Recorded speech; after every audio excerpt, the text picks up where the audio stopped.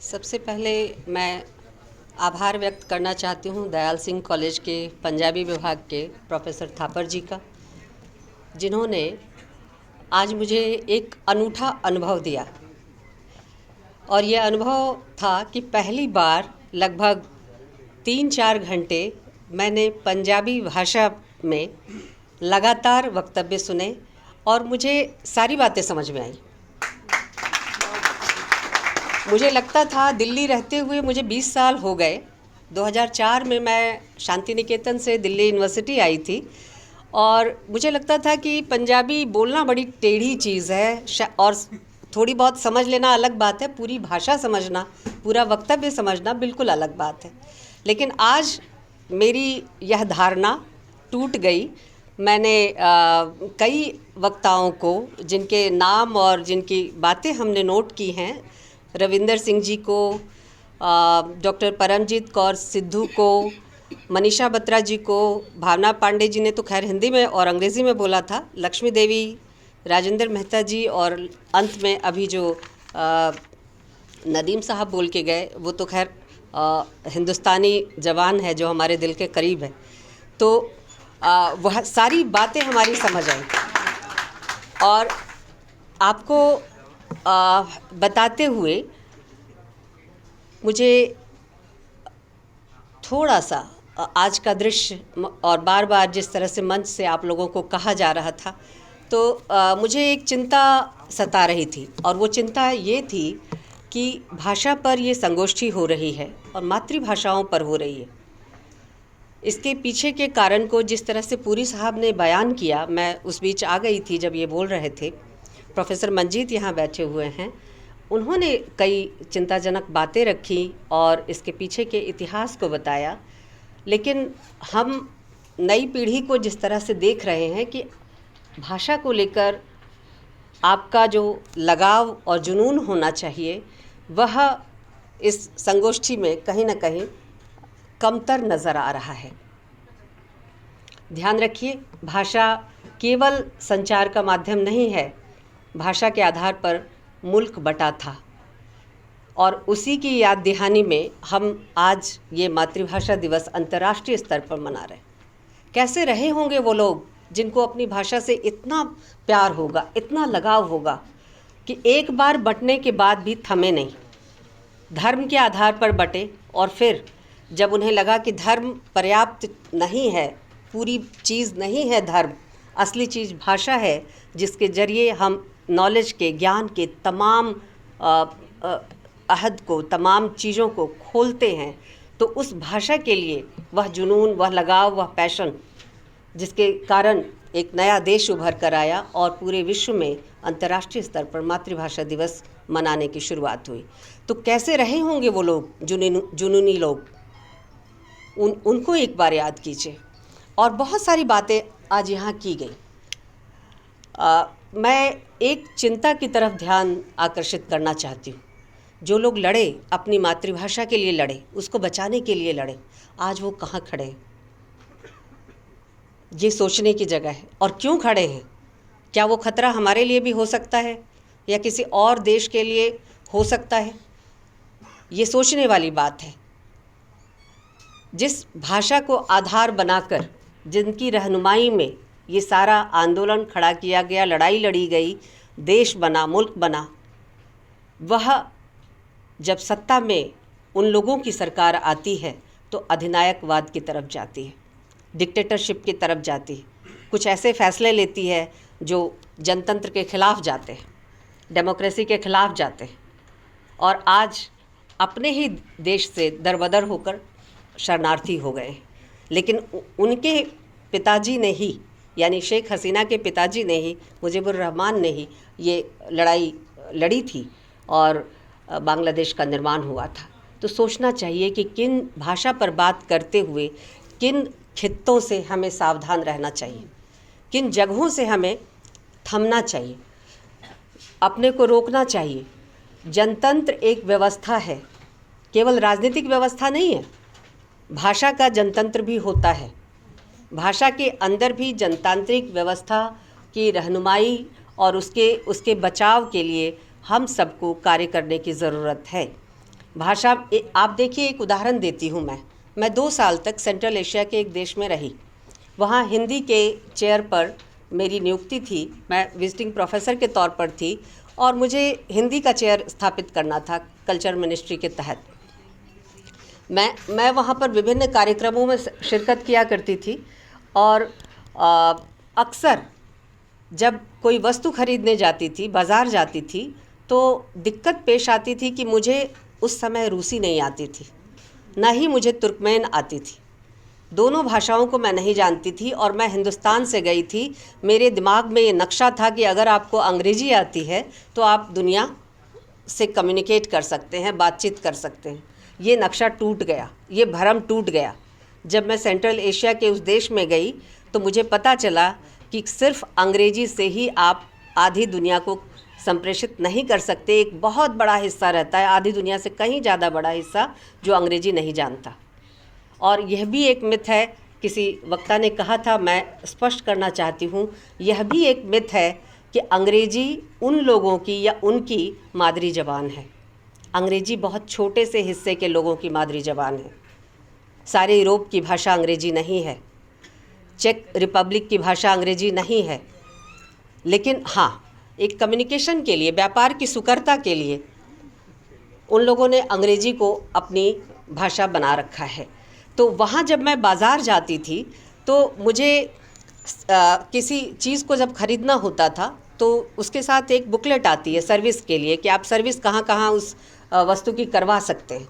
तो service centre में तमाम देशों की भाषाओं में सर्विस सेंटर्स का पता लिखा होता था। अगर कोई इंटरनेशनल ब्रांड है, हिंदुस्तान के सर्विस सेंटर को जब मैं देखती थी तो वहाँ अंग्रेजी में लिखा होता था।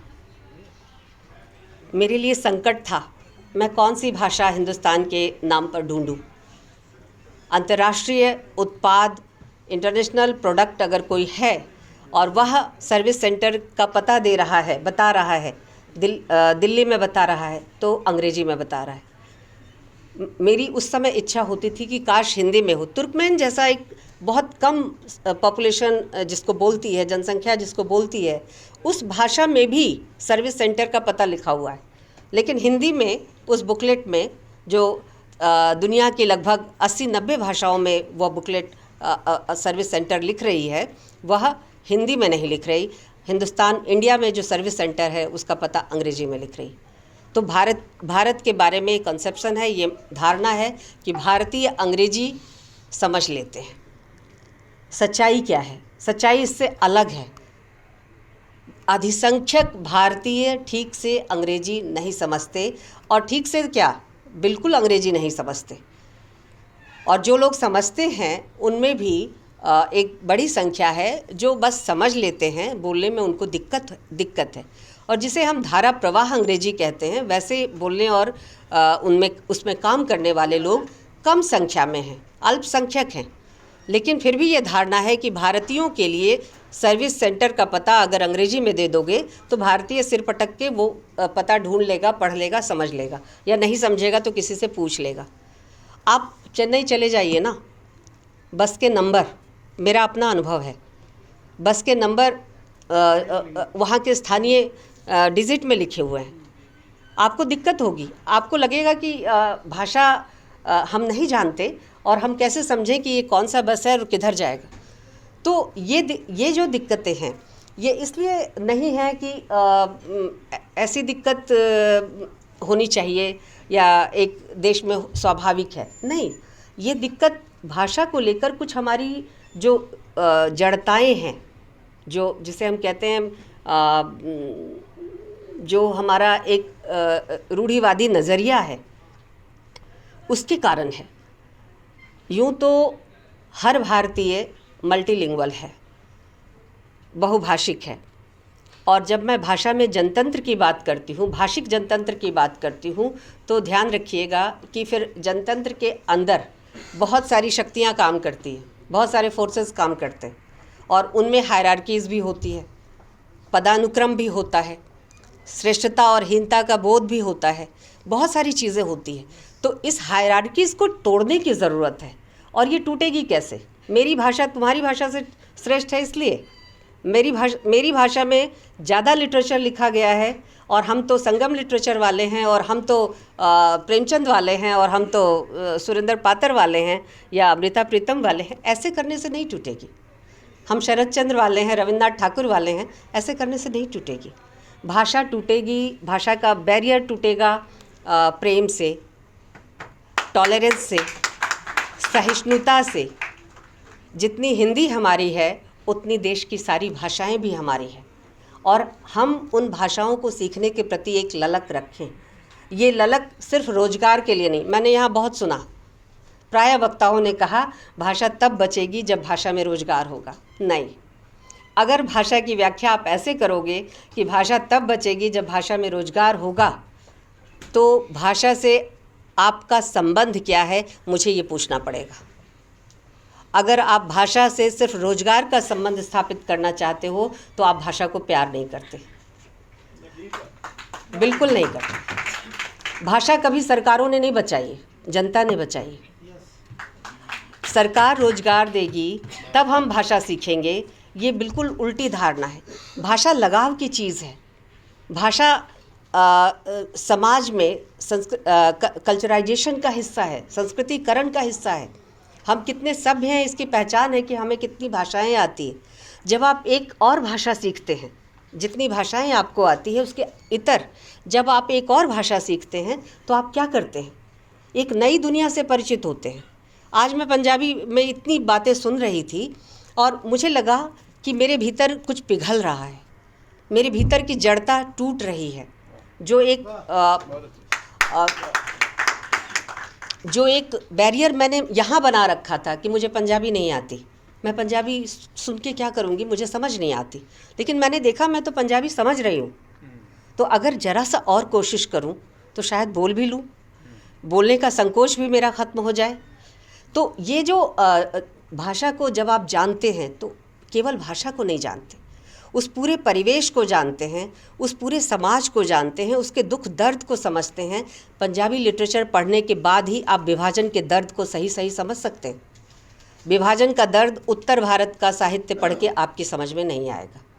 हिंदी में अगर पढ़ना है तो कृष्णा सोबती, कृष्ण चंद्र और कृष्ण बलदेव वैद, अमृता प्रीतम भी बहुत कुछ हम हिंदी वालों की हो गई है, तो इस्मत चुगताई, इन सब को जब तक हम नहीं पढ़ेंगे तब तक हमें विभाजन का दर्द नहीं समझ में आएगा। एक और चीज़ आपको बताऊं, अंग्रेज़ों की बात की गई, अंग्रेजियत की बात की गई, लेकिन दिलचस्प चीज़ क्या है, और हमारा साहित्य लेखन का जो कन्वेंशनल तरीका है, जो रूढ़िवादी तरीका है, वो कहाँ मार खाता है, इसको समझने की ज़रूरत है।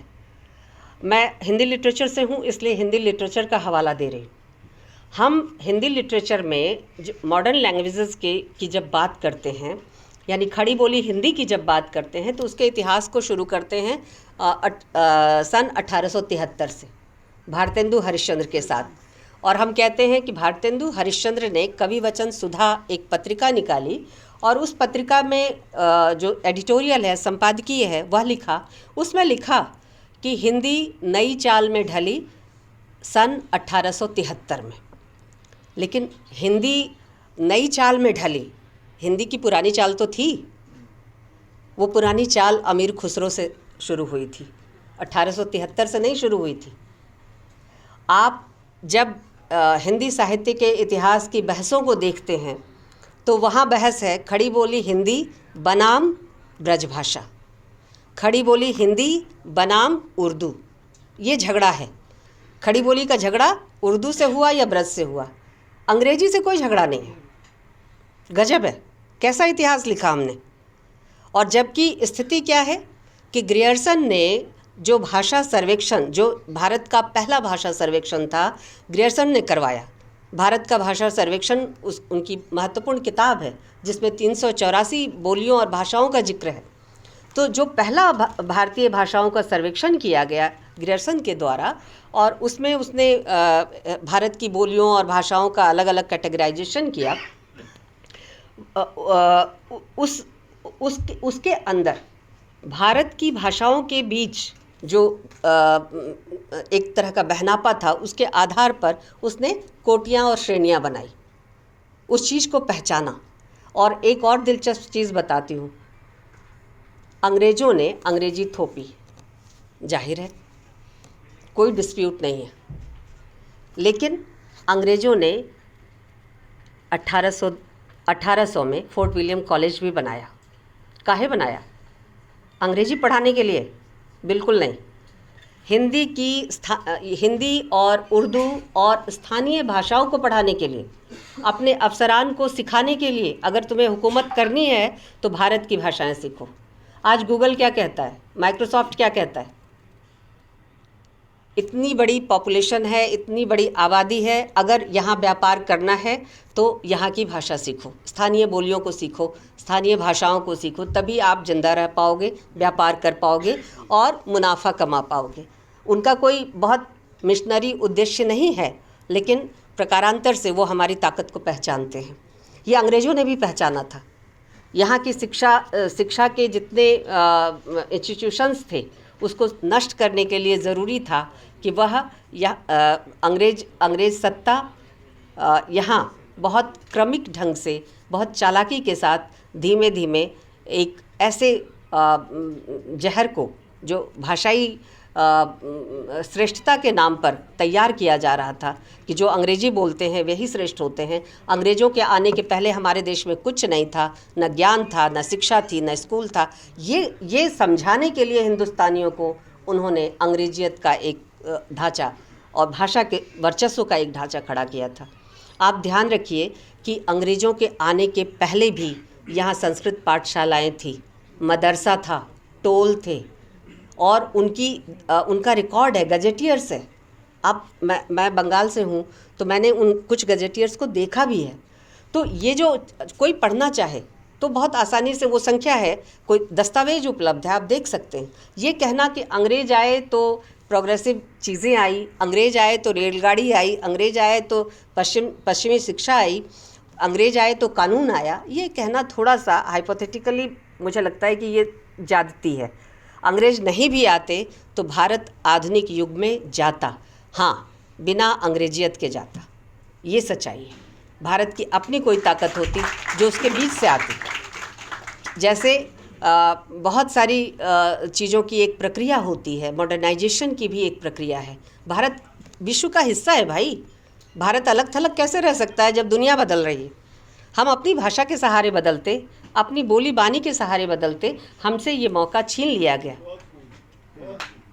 और इन्हीं शब्दों के साथ मैं बातचीत ख़त्म करूँगी। बहुत बातें हैं, लेकिन